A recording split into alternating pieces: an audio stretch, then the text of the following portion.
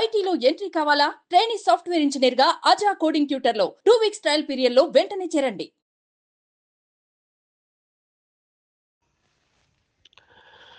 మనోజ్, నువ్వు నా బిడ్డవి.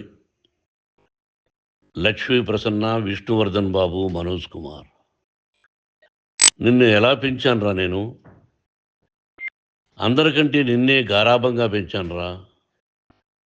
నీకే ఎక్కువ ఖర్చు పెట్టి చదివించాలని ప్రయత్నం చేశానురా. నువ్వు ఏది అడిగినా నేను నీకు ఇచ్చానురా. కానీ ఈ రోజున నువ్వు చేస్తున్న పని బిడ్డల గుండెల మీద తంతారంటారే, అలా తన్నేవరా. మనసు ఆవేదనతో కింగిపోతుందిరా. నేను మీ అమ్మ ఏడ్చుకుంటున్నావురా. జర్నలిజం ఉన్నది లేనిది, లేనిది ఉన్నట్టు రాస్తున్నారా. నువ్వు నన్ను కొట్టడం ఏంట్రా? నా బిడ్డ నన్ను తాకలా. ఇద్దరం ఘర్షణ పడ్డాం కొన్ని కారణాల వల్ల. ప్రతి ఫ్యామిలీలోనూ ఉంటాయిరా ఇవి. లేనివాడు ఎవరైనా ఉంటే ప్రపంచంలో ఒకరున్నారేమో, 1% ఉంటుందేమో. అటువంటి వాళ్ళ ఇంటికి వెళ్ళి కాళ్ళు గడిగి నిద్ర పూసుకోవచ్చు. భారత భాగవత రామాయణాలు చూశావు కదరా. ఏమిటిది? మీ అమ్మ ఎంత కుమిలిపోతుంది ఈ రోజున హాస్పిటల్ చేరింది. నీ వల్ల హాస్పిటల్ చేరుతాను. చూడు మనోజ్, నీకన్నీ ఇచ్చిన ఈ రోజున నువ్వు నా గుండెల మీద తనడమే కాకుండా అపకీర్తి తీసుకొచ్చావు. ఏదేదో రాశావు, ఏదేదో చెప్తున్నావు. కొంతమంది జర్నలిస్టులు ఉన్నది లేనిది, లేనిది ఉన్నట్టు రాసేవాళ్ళ తత్వం వాళ్ళకి. ఎందుకంటే టీఆర్పీ పెరగాలి. ఇది వాళ్ళ నైజం. మనం మార్చలేము. వాళ్ళందరి మీద మన కోర్టుకు వెళ్ళలేము. వాక్ స్వాతంత్రం అంటారు, ప్రజాస్వామ్యం అంటారు. ప్రజాస్వామ్యంలో కూడా కొన్ని హద్దులు ఉన్నాయి. ఇది నీకు తెలుసు అనుకున్నా. ఎంత మంచి నటుడివి నువ్వు. నీ భార్య మాటలు విని తాగుడుకు అలవాటు పడిపోయావు. వింటున్నావా మనోజ్? ఎవరిని నమ్మాలో ఎవరిని నమ్మకూడదో పరిస్థితి తీసుకొచ్చావు. విద్యాలయాలు ఎంత గొప్పవిరా. మనం 25% కులమతాలకు అతీతంగా ఫ్రీ ఎడ్యుకేషన్ ఇస్తున్నాంరా. క్యాస్ట్ అనేది తీసేసానురా 92లో ప్రాస్పెక్ట్స్లో.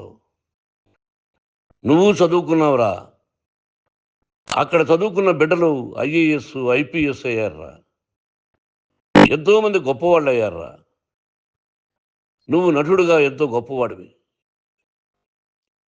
తాగుడికి అలవాటుపడి నువ్వు నీ భార్య ఇంట్లో బిహేవ్ చేస్తున్న విధానం ఆ భగవంతుడు సర్వేశ్వరుడు తెలుసు. భగవంతుడు చూస్తున్నాడు రా. నేను తప్పు చేసినా, నువ్వు తప్పు చేసినా, ఎవరు తప్పు చేసినా. ఎంత అవకాశం ఇచ్చావు మాట్లాడుకునేదానికి అందరికీ. ఇన్ని సంవత్సరాల్లో మన విద్యాలయాల్లో ఒక్క తల్లి కానీ ఒక తండ్రి కానీ ఏమైనా చెప్పారా? ఆ బిడ్డలు మన బిడ్డలు రా. మీరెంతో నాకు అక్కడ ఉన్నవాడు కూడా నా కూతుర్లు, నా కుమారులు. ఎంతమందికి ఫ్రీ ఎడ్యుకేషన్ ఇస్తున్నావు. వాళ్ళ దగ్గర ఏది ఆశించలా. నువ్వు ఎందుకు ఇలా తయారైపోయావు? ఎందుకు ఇంట్లో ఉండే పని వాళ్ళందరినీ కొడుతున్నావు? పనివాడు వాడు పని చేసుకునేదానికి మన ఇంటికి వచ్చాడు రా. ఆ పనివాడిని కొట్టడం చాలా మహాపాపంరా. నేను వేరురా. నేను దండించడం వేరురా. నేను ఎవరిని ఆ చిన్న వాళ్ళని కొట్టి అజ్జేసి ఇచ్చేసి చేయలేదురా. సినిమా ఇండస్ట్రీలో మోహన్ బాబు కొడతాడు, తిడతాడు అంటే అది షూటింగ్లో జరిగి ఉండొచ్చేమో. కానీ ఇంట్లో ఉండి 10 సంవత్సరాల నుంచి 20 సంవత్సరాల నుంచి పనివాళ్ళు ఉన్నారు. నేను ఇంట్లో లేని సమయంలో వాళ్ళందరినీ కొట్టి వాళ్ళ ఫోన్ లాక్కొని ఒకడైతే చచ్చిపోవాలి. వాడు పోలీస్ కంప్లైంట్ ఇచ్చి ఉండొచ్చు. నేను వద్దు అని వాడిని బతిమాలాడు. పోలీస్ కంప్లైంట్ కూడా ఇవ్వలా. ఇంకైనా నువ్వు నీ భార్య మారి బయట ఉండండి రా అన్నాను నేను. లేదు డాడీ, తప్పు చేయలేని ఒకసారి వచ్చావు, మళ్ళీ తప్పు చేశావు, మళ్ళీ వెళ్ళావు, మళ్ళీ ఈసారి తప్పు చేయనన్నావు. ఏమండి వీడు తప్పు చేయడం అని మీ అమ్మ చెప్పింది. ఇంట్లో పెట్టుకున్నా. మళ్ళీ నువ్వు చేస్తున్నది, ప్రతిరోజు నువ్వు తాగుతున్న విధానం నీకే తెలుసు. ఇది ప్రజలు నమ్ముతారా లేదా అనవసరం నాకు.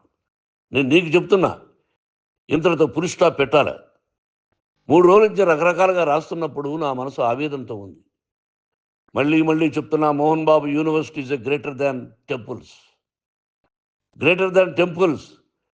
బిడ్డలను కాలేజీలో చేర్చుకునే ముందు చెప్తారు, అన్నయ్య ఎంత ఉంది యూనివర్సిటీ రూల్స్, ఇది మా పద్ధతి, మీకు ఇష్టమైతే చేర్చండి. గవర్నమెంట్ బిడ్డల్ని గవర్నమెంట్ ఏమిస్తుందో ఇంత పర్సంటేజీ వాళ్ళకు కూడా మీ దగ్గర ఎందుకు డబ్బు తీసుకుంటున్నాం అంటే దానికి అర్థం పరమార్థం చెప్పాము. దొంగతనంగా తీసుకోలేదు, ప్రతి దానికి చెక్కులు ఉన్నాయి, అది అకౌంట్ ఉంది. దానిలో తప్పులు జరిగితే డిపార్ట్మెంట్ ఉంది, కాలేజీలో ఇంకేదైనా తప్పు జరిగితే గవర్నమెంట్ ఉంది. ఇవన్నీ నీకు తెలుసు. ఈ రోజున ప్రపంచంలోనే నెంబర్ 1గా చేయాలని మీ అన్న కష్టపడి ఇతర దేశాల్లో నెంబర్ 1 యూనివర్సిటీ టైఅప్ చేశాడు. ఈ రోజు నువ్వు చేసిన విధానం ఏమిటి? నువ్వే ఒకప్పుడు నాకు ఇవి ఏమొద్దు నేను యాక్టింగ్ అన్నావు, ఈ రోజున ఏం చేస్తున్నావు? విద్యాలయాల మీద పడ్డావు. తల్లిదండ్రులు చాలా గొప్పవాళ్ళరా. కొంతమందికి డబ్బు కట్టలేకపోవచ్చు, కట్టని వాళ్ళకు కొంత సహాయం చేసాం, అంతా సహాయం చేయలేము. బ్యాంకుల్లో డబ్బు కట్టాలి, లెక్చరర్స్కి డబ్బులు ఇవ్వాలి, యూనివర్సిటీ బ్రహ్మాండంగా నడపాలంటే మంచి లెక్చరర్స్ కావాలి. ఇవన్నీ తెలిసి చేస్తున్నావురా 32-33 సంవత్సరాల నుంచి. అది పక్కన పెడితే అందరినీ కొట్టడానికి వస్తావు, మీ అన్నం తిడతావు. ఒక వ్యక్తి వినయ్ గారని ఆయన వ్యక్తి హెల్ప్ చేయడానికి వస్తే ఆ వినయ్ ఎవరు లజ్జాగుడికి చంపేస్తాను వాడు అన్నావు. ఇవన్నీ ఎంత తప్పురా? అంటే మీ నాన్నగారికి ఎవరు సహాయం చేయడానికి వస్తే వాళ్ళందరినీ లజ్జాగుడుకులు అంటావు, చంపేస్తానంటావు. మీ అన్నను చంపేస్తానన్నావు. చంపరా చూద్దాం మీ అన్న, నేనే అన్నా. తాకరా నీ ధైర్యం ఉంటే అన్నా. ఎంతమందిని చంపాలనుకుంటున్నావు, ఎంతమందిని చేయాలనుకుంటున్నావు, నువ్వు ఏం సాధించాలనుకుంటున్నావు? ఆలోచించుకో. ఈ ఇంట్లోకి అడుగు పెట్టడానికి నీకు అధికారం లేదు. ఇది నా కష్టార్జితం. మా నాన్నగారు 10 రూపాయలు 10 పైసలు కూడా ఇవ్వలేదురా. మంచి జన్మనిచ్చాడు మా నాన్నగారు. మద్రాసుకు వెళ్ళి వీధుల్లో అడుగు తిన్నాను రా. ఒక పూట కూడా భోజనం లేకుండా అడుగు తిన్నాను రా. న్యాయంగా మోహన్ బాబు తిడతాడు కొడతాడంటారు కానీ మోసగడనం లేదురా. నీట్ పార్లమెంటేరియన్గా బయట వచ్చాను రా. నువ్వు నా పరువు ప్రఖ్యాతులు మంట కలిపావు.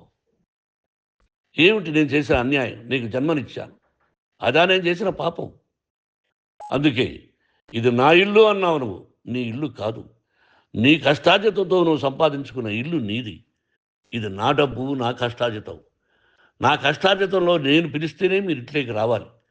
అటువంటిది పోగొట్టుకున్నావు నువ్వు. ఆస్తులు అంటావా, ముగ్గురికి సమానంగా రాయాలా లేదా అది నా ఇష్టం. ఆస్తులు ఇస్తానా, లేకపోతే గంగపాలు చేస్తానా, లేకపోతే ఎవరికైనా దానధర్మాలు చేస్తానా, అది నాకు సంబంధించిందిరా, నా కష్టార్జితం రా. మీరు చేస్తున్న విధానం గుణగణాలు కావాలరా. మందు తాగచ్చురా, ఎంత తాగాలి? నేను కూడా 1 or 2 పెగ్స్ తీసుకుంటా. ఇది తప్పు కాదు, జనానికి తెలియాలి. నా డబ్బు ఇది.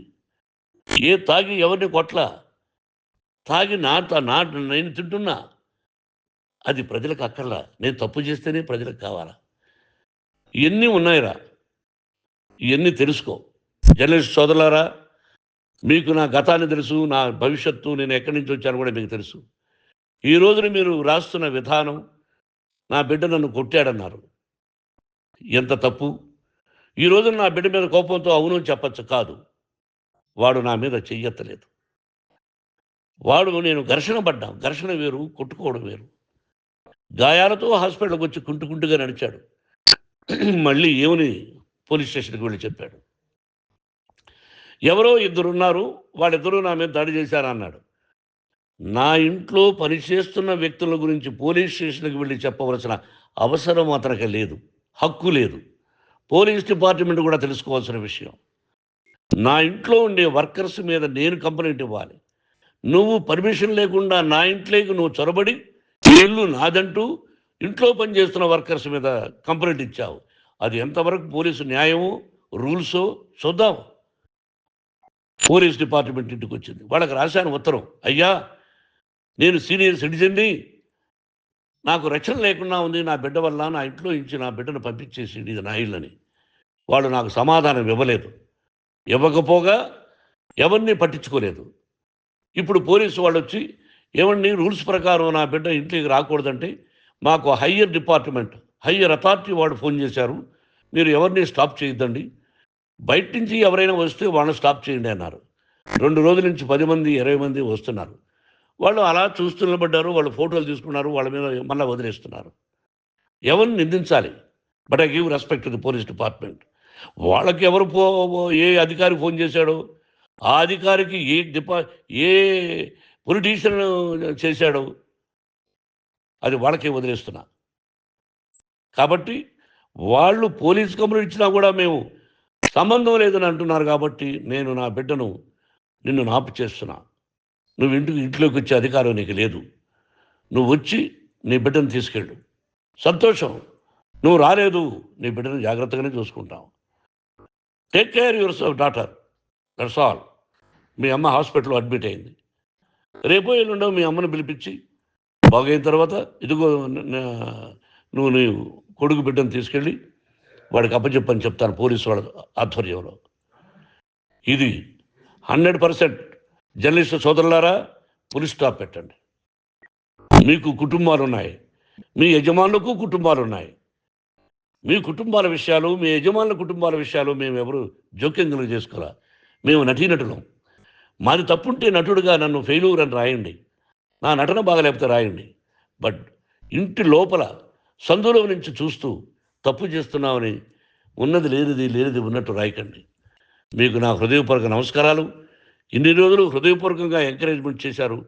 ఆ ఎంకరేజ్మెంట్కు నమస్కారం చేసుకుంటూ I love you all. I love you police department. మీరు న్యాయంగా ధర్మంగా నడుచుకోండి, ఎవరికి తొత్తుల్లాగా ఉండొద్దండి అని మనవి చేసుకుంటూ నేను సెలవు తీసుకుంటాను. Thank you very much for all the journalist. ఇక్కడ పులి స్టాప్ పెట్టండి, పులి స్టాప్ పెట్టండి. Thank you very much.